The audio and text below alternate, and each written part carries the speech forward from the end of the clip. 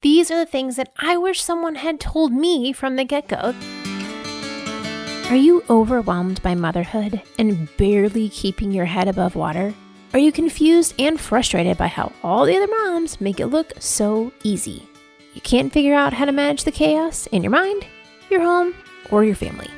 I get you, mama. Parenting with ADHD is hard.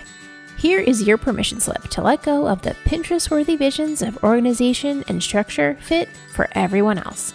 Let's do life like our brains do life, creatively, lovingly, and with all our might.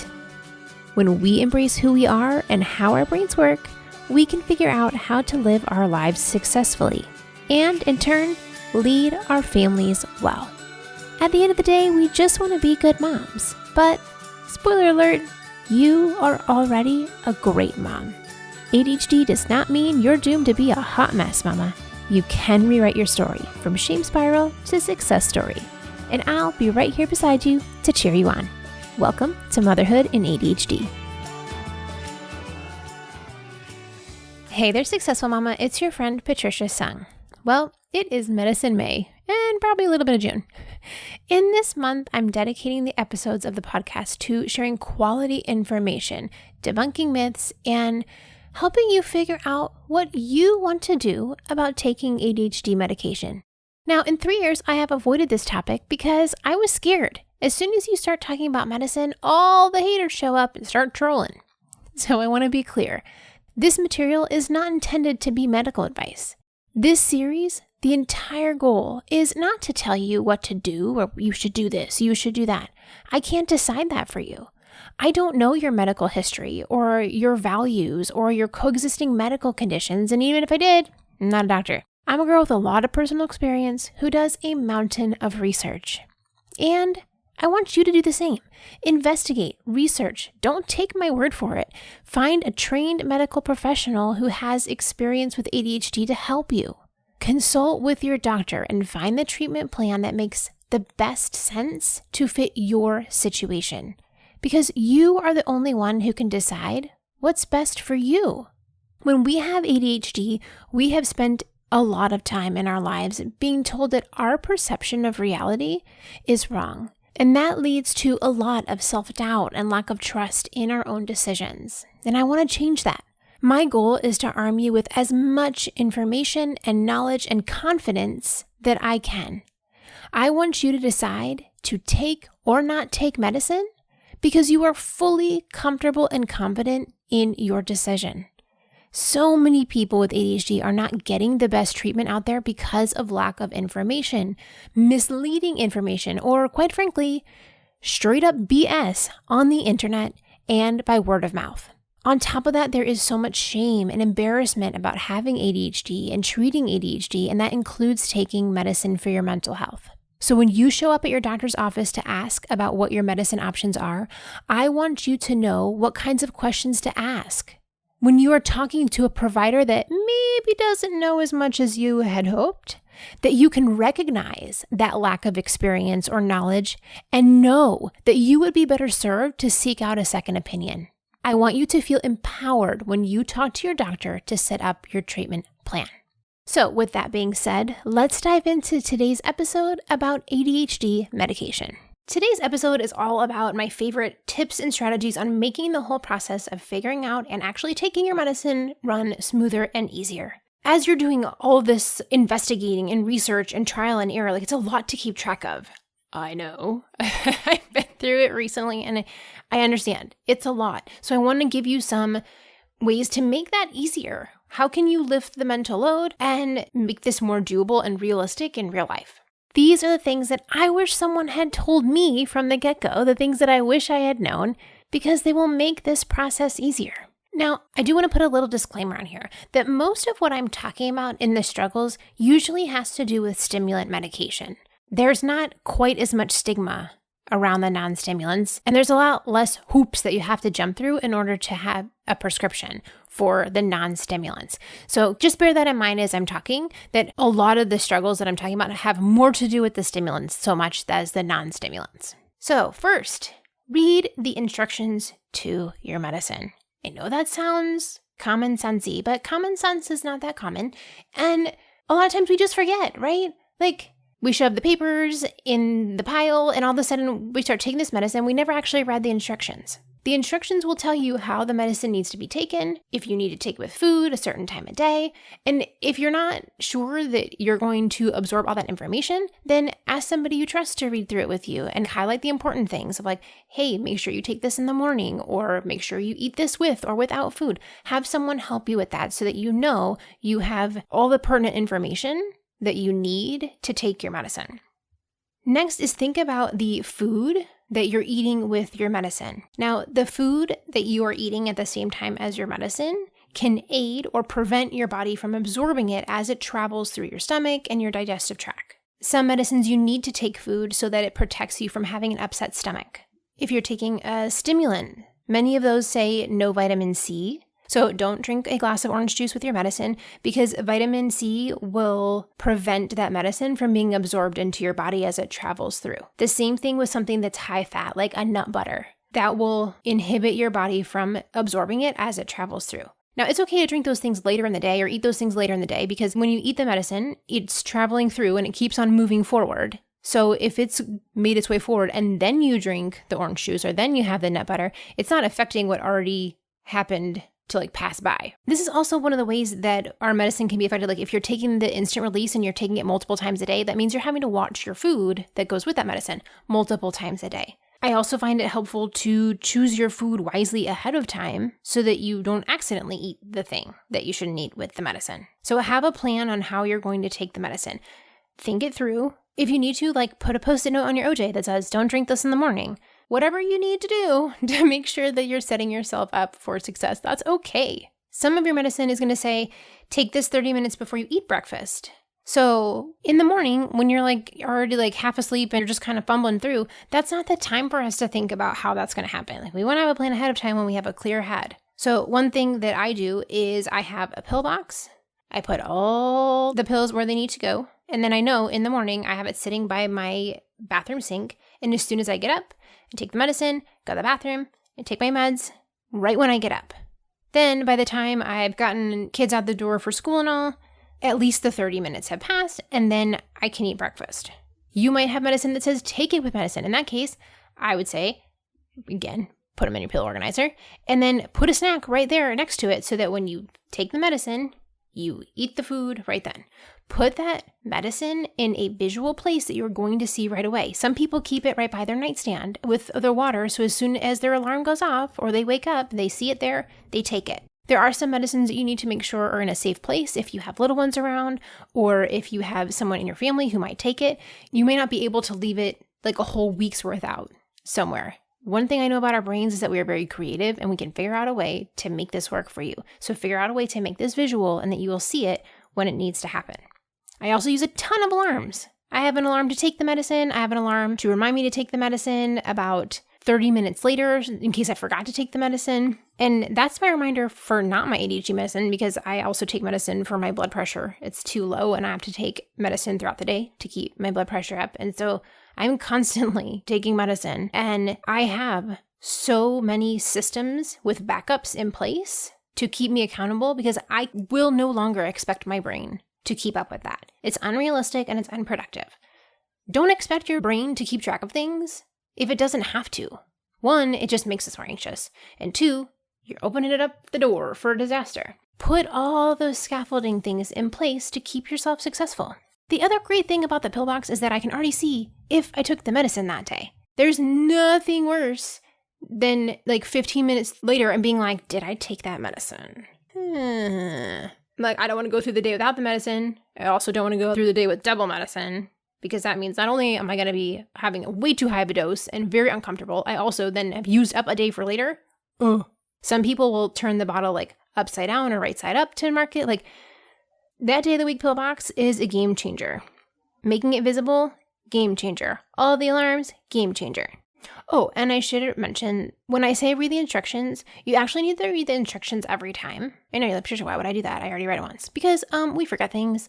And two, you never know if something's changed and they've given different instructions. So you want to read through those instructions every time you pick up your medicine, not just the first time when you took it 4 years ago. Another obstacle that we run into is that medicines can be really expensive depending on your healthcare coverage, what your insurance company covers. It can be quite cost prohibitive. So I would recommend, one, look on the internet. A lot of medicines have cost assistance programs. So there'll be like a coupon or something that you can download and take to the pharmacy with you to get it at a lower price. This is including when you have insurance or when you don't have insurance. There's cost assist programs for both and for different medicines. So definitely look into that. You also can call your insurance and say, which medicines do you cover? And ask them about what the generics need to be. Now, depending on where you are, what country you're in and all that, this may vary. But here in the US, you can call your insurance and say, what are the medicines that you cover? And find out whether it's the generic or the name brand, because those are going to affect you differently. Even though it's supposed to be the same medicine, something about it is slightly different. And for some people, it makes a very large difference whether they're taking the name brand, the generic, and also depending on which generic, because different companies make their own version of the generic. So you can have multiple different formulations of generics as well. So you call your insurance and find out which ones they'll cover. Because a lot of times if you have insurance, they'll at least give you a discount, but it might not be like one of the cheap ones. So sometimes the medicine is like $5, $10, maybe $20. And then other times it's like, well, it's cheaper, but cheaper means $143. So call ahead of time and find out what their approved formulations are. Very often, they will make you try the cheaper ones first. And if you have documentation with your doctor that 3 different cheap ones, like the ones that they cover, don't work for you, then they'll cover the expensive one at a more reasonable cost to you. But you have to go through like all these hoops and stuff. So call your insurance company, find out what their policy is so that you can go in knowing where to start. Because it can be a very expensive trial and error process if you spend like $250 on a medicine and then it turns out it doesn't work for you.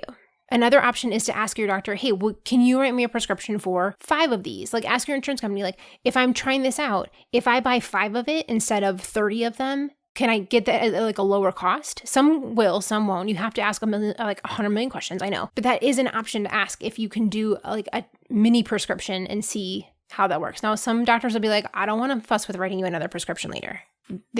I know, it's irritating. But know that there are options out there for you to figure out how to make this work for you. Okay, next tip. If you decide that a medicine's not working for you, please do not cold turkey it.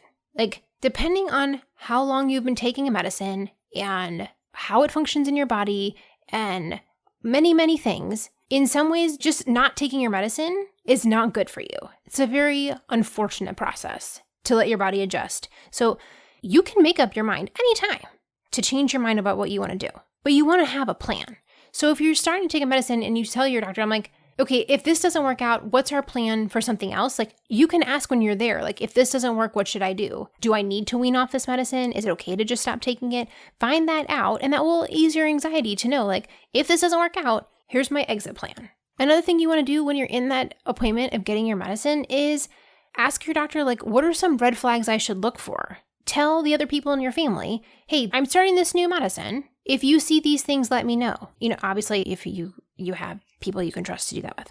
Know what it is to keep an eye out for when you start, so that if something happens, you can be like, okay, this is to be expected. Or, you know what, I shouldn't feel this way, or this shouldn't have happened with this. And then you have more calm and just less anxiety when you know what to expect. I also suggest trying medicines on a day where you don't have a lot of stuff planned. So if it all goes south for some reason, you know today is not a highly important day. If I need to like hide in my bed, if I need to stay on my couch, I don't have anything major going on. So know that there's a possibility that that week may go a little haywire, and just keep your load light. Also, think about like where you are in your cycle. Is this the time to be like testing things, or is this a time where your body's already in an upheaval? Maybe you should wait till next week, okay? It does take a while to get used to your medicine. Just like if you wear sneakers every day and then you go to a new job and you have to wear heels, you just need that time to adjust. It's a little painful, you got little blisters maybe, but you have that adjustment time. But you also know if you're like, hey, my feet are on fire, oh, this is not a good shoe for you. Next tip. If you are going with a stimulant that is a controlled substance, in the US, you can only get a 30-day supply. So while I was sorting out which medicines to do. I met with my doctor monthly. And then once we kind of settled out, we're like, okay, this is working. I think we're in a good place. We moved to a quarterly visit. So every 3 months, I meet with Dr. John. Then every month, I have to request my medicine. She suggests that you send in your refill about 4 business days before you run out. That gives her time to process it, get it over to the pharmacy for them to fill it. And you have this little window. It's usually like 3 days on either end, more or less, where you can pick up your 30 pills. Now, if you wait too long, they will take the pills out of the bottle. You get less, which I'm sure there's a very good reason somewhere. It still doesn't make sense in my head. But like, for an example, one time we were on vacation and I knew I can't get it refilled before we leave because we were gone for over a week. But I also didn't want to try to mess with sending a prescription to another pharmacy in a different state. So I'm like, it's okay. I adjusted for the month for the one day that I was going to be without medicine and knew I would pick it up when we landed that day and be able to take it the next day. Well, don't you know, flight got canceled. It got pushed back a whole nother day. And then by the time we got in, it was actually too late at night for me to go to the pharmacy. It was already closed. And it was this whole disaster. Well, I get to the pharmacy the next day and I only got 27 pills. And I'm like, where's the rest of my medicine? And it's like, well, you already were out of the window, so you don't get the full 30 pills. I'm like, okay. So when you're using a controlled substance, there are a lot of rules and hoops that you have to jump through. It's unfortunate.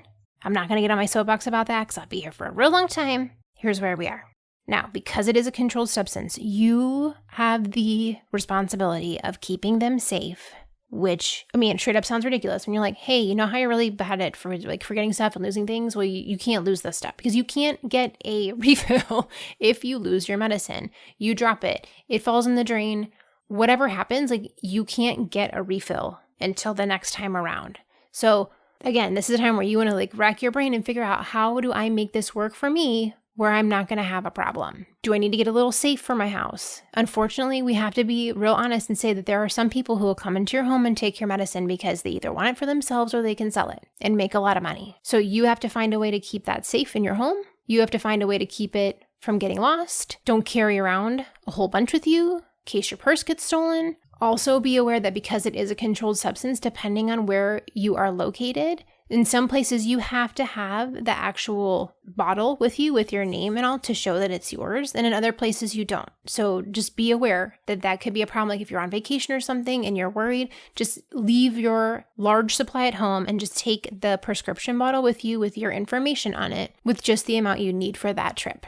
Generally speaking, I advocate for people with ADHD to have multiples of everything, always have extras with you. When it comes to your medicine, I do not. Just carry with you whatever you need for that day, but don't carry a whole bunch of extra stuff with you. It opens you up for problems later. And I so wish that I didn't even have to have this conversation, but it's the truth. And we need to protect ourselves because unfortunately, the laws in place are not protecting us who need the medicine, except for the fact that we're still able to get it.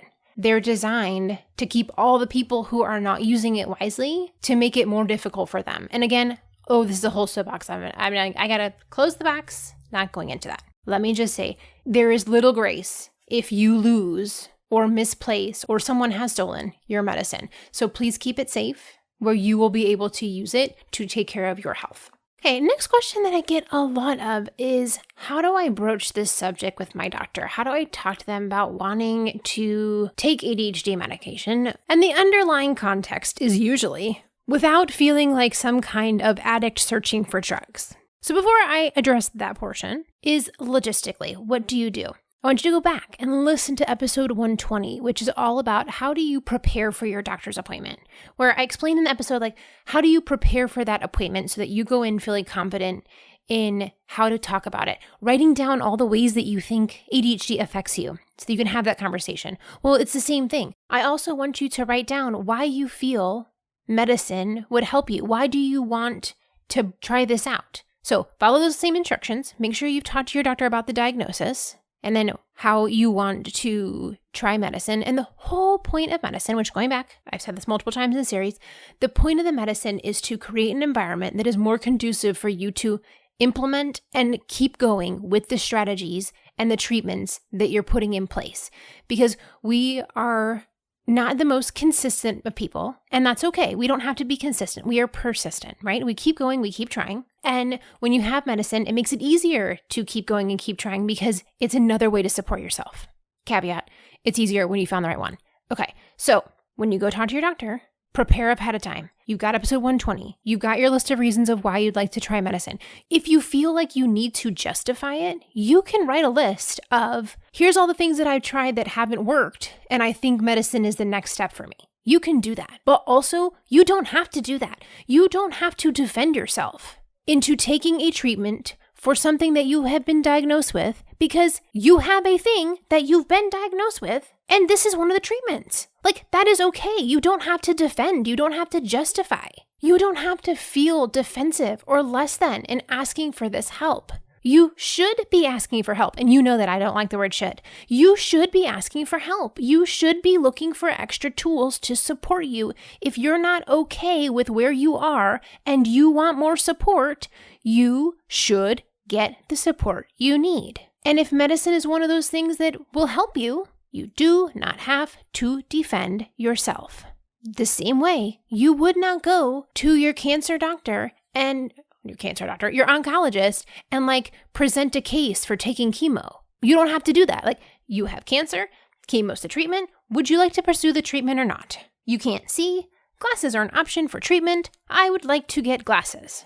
I want you to think of your mental health in the same way that you think of your physical health.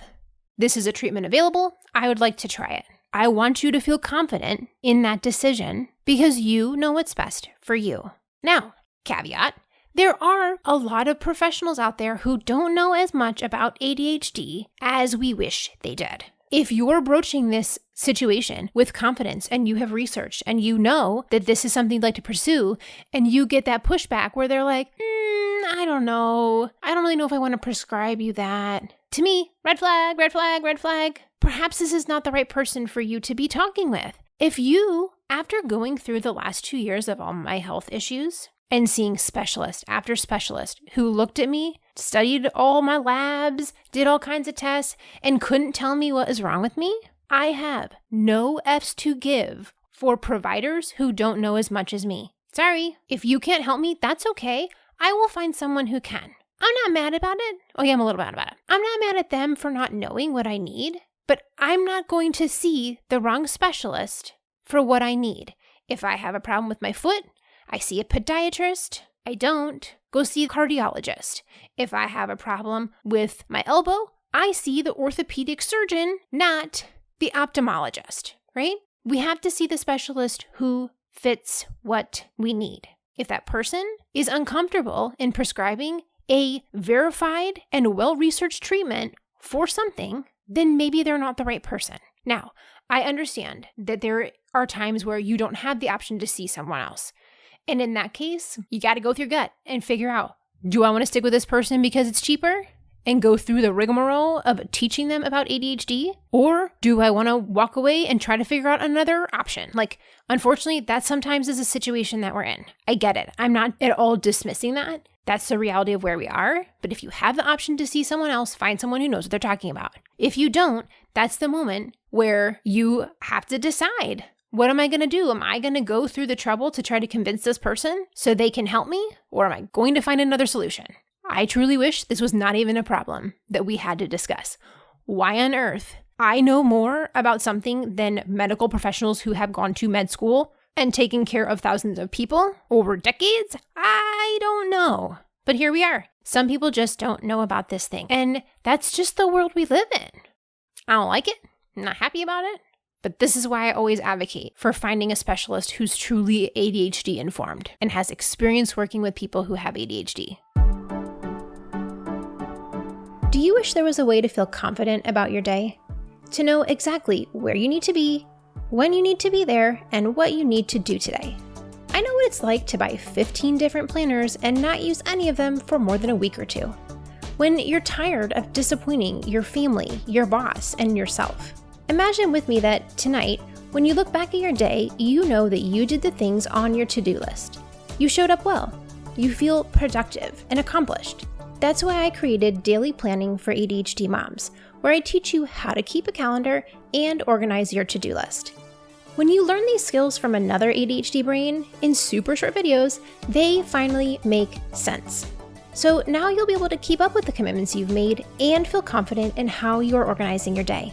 You'll walk away with an easy to stick to 3-step system to keep up with your calendar and a simple way to sort through the giant to-do list and figure out what actually matters. Plus, we have a weekly accountability group so you can ask questions when you're stuck and jump back on the wagon when you fall off. Because you will fall off. That's just part of ADHD. But now you will know how to prepare for that. So if you're ready to figure out your day in a way that makes sense both for mom life and an ADHD brain, I want to help you make this happen. Join me at bit.ly/ADHD plan. That's bit.ly/ADHD plan. It's all lowercase letters. I cannot wait to see you feel confident and competent in how you run your family life. Now, to address the second part, is that oftentimes that question comes loaded with, because I feel like I'm some kind of addict seeking drugs. When you have ADHD, and I'm not going to get into the science of the medicine because we have other episodes to talk about that. So go back and listen to the interview with Dr. Parcells. When you have ADHD, the stimulants affect you in a different way. They do not affect someone who does not have ADHD in the same way that they affect someone who has ADHD. So when we have this stigma that stimulants are addictive and cause problems and people, their whole life falls apart because now they're addicted to drugs, that is a different situation. This is not the situation we're talking about. It is two different things. When you are using a prescribed substance in the way that it has been instructed and dosed for you, your specific situation, it is not the same thing as someone abusing drugs. They are two different things.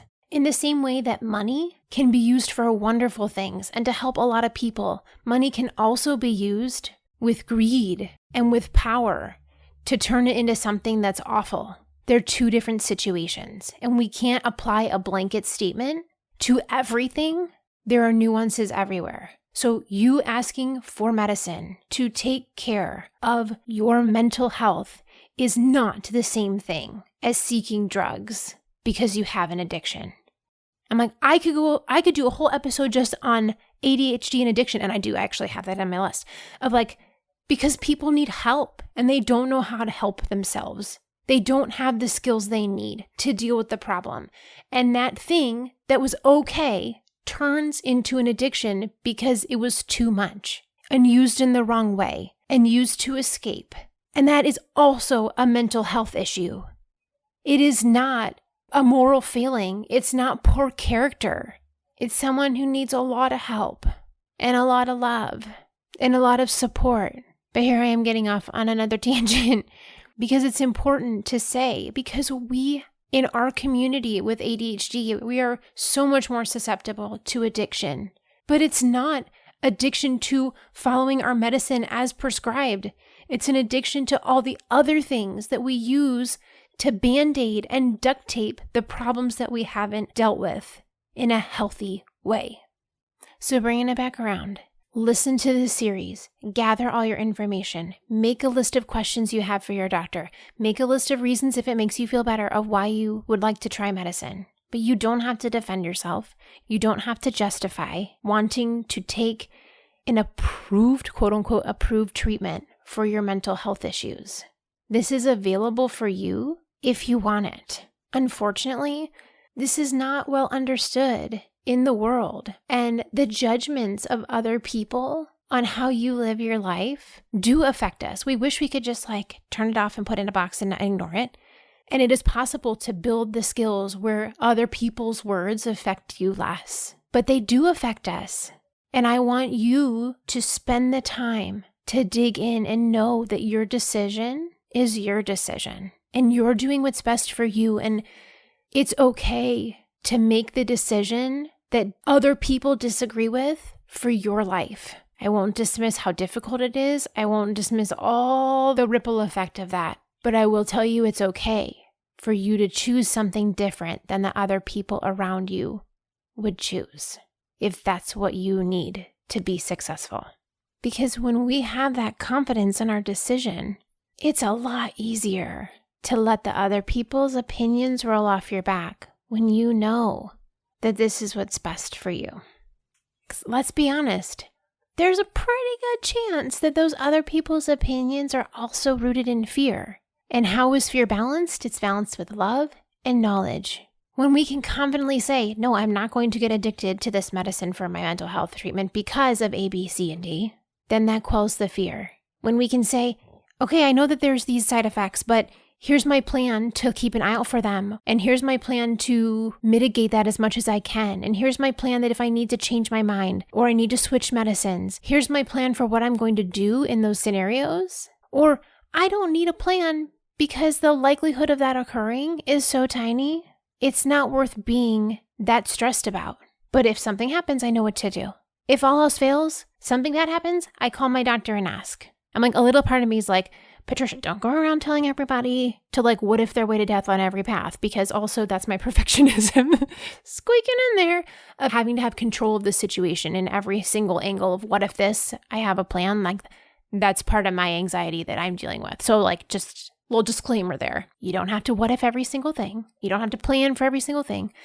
But working through those fears and knowing whether or not this is something that's actually worth being afraid of makes us a lot more confident in our decisions. Because when we look at the overall picture, comparing the risk of trying the medicine, which is fairly low, which we can see statistically how much these medicines have been tested, compared to the reward of being able to get your life together faster and easier, and be on the path to success that makes sense for you, to figure out how to make your life work within the social confines that we are required to do.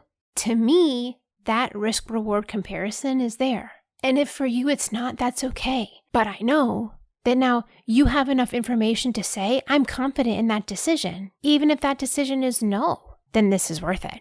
Because like I said at the beginning, my job isn't to tell you whether or not you should take medicine. My job is to give you enough information so that you can make the best decision for you. Okay, last set of tips are all about adjusting your medicine. When you find one that's like, kind of sort of working here, I think we might be onto something here. All right, how do we make sure that we have figured out the dosing and the timing and all that makes sense for you? Well, we're still in this trial and error phase, but there are ways to make it easier to figure out what's working and what's not working and make that process go a little faster and a little smoother. Here's what I got for you. One, you want to keep track of your symptoms. And I know you're like, Patricia, I can barely keep track of taking the medicine. How do you want me to keep track of how I feel? Gotcha. What I do is I use Google Keep, and I'm sure there's probably an iPhone app that will do the same. Google Keep is basically like the notes function on an Apple phone. And in the Google Keep, I have a note that says, track your symptoms, and there's a reminder on it, and then set it for however often you need to be doing it. So depending on like, are you good with just at the end of the day running through how that went? Or you're like, I don't remember what happened 2 hours ago. Maybe it needs to be a reminder at lunch and at dinner. Maybe you want a reminder at midday and before you go to bed.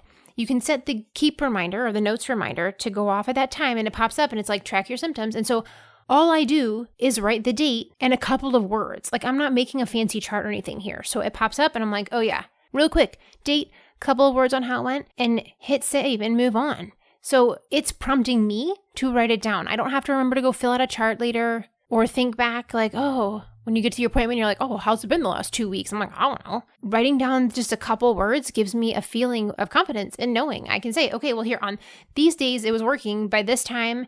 And like when I look back at my notes, it's like, well, we know by 3 o'clock it's starting to wear off, and you can make adjustments then. The more information you can give your doctor, the better they can adjust. But here's the thing, a lot of us, like in the moment, when somebody asks us, how's it going? We're like, oh, I don't know, fine. And then you go home and you're like, ooh, I should have said this, this, and this. So that notes on my phone is always there to reference. The other valuable part is that I can see the patterns when I have several data points and see like, oh, well, I've noticed that, in the afternoons I'm having this issue. Whereas if I just think back, I don't remember, I don't notice the patterns, but our brains are really great at looking for patterns and seeing what other people don't see.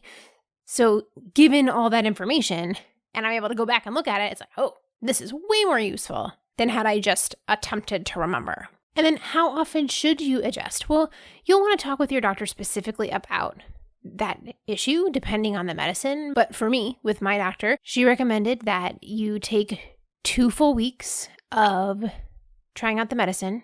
I understand that it's going to be topsy-turvy, figuring things out, letting things settle out, letting your body get used to doing things in a different way. And then in that 3rd week is when you really start to see the difference and where things are going to be more, I won't say permanently, but like more realistically. Like by that 3rd week, things kind of settle out and it's like, okay, this is more of a true reading of what it's actually going to be like. And so she adjusts every month, which feels like 100 years when you have ADHD, because we want to have a solution now. We don't want to wait a whole month, but we also need to give our bodies the grace to like get used to stuff and figure it out and have enough data points to say this is working or this isn't, because in a very short time, we don't really have enough information to make a quality decision. Obviously, like I've said before, like if something really terrible goes wrong, then yeah, stop the medicine, call your doctor right away. But most of the issues that come up aren't in that like red alert category. It's more like, wow, I am not a big fan of this, or this is really uncomfortable, or I don't know about this.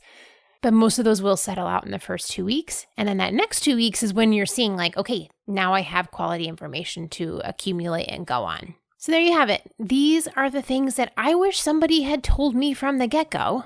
These are the things that I'd wish I had known from the beginning, the things that I find super helpful in my journey of figuring out what medicine makes sense for me, what medicine is working for me. Is this something I want to do now? How do I make it work best for my situation? So I hope that this firsthand experience will give you a little easier journey to learn from my mistakes and my obstacles and my struggles, and know that yes, this is hard. Yes, this is difficult. And also true that finding the full treatment and full support plan for how you can live life well with ADHD is totally worth it. So I am wishing you the best of luck in figuring out what's the decision that's best for you, and let me know. Shoot me an email, send me a message on Instagram, join the Facebook group, and get in there. Talk to the other mamas. Share your experiences. Listen from other women who have gone through it before.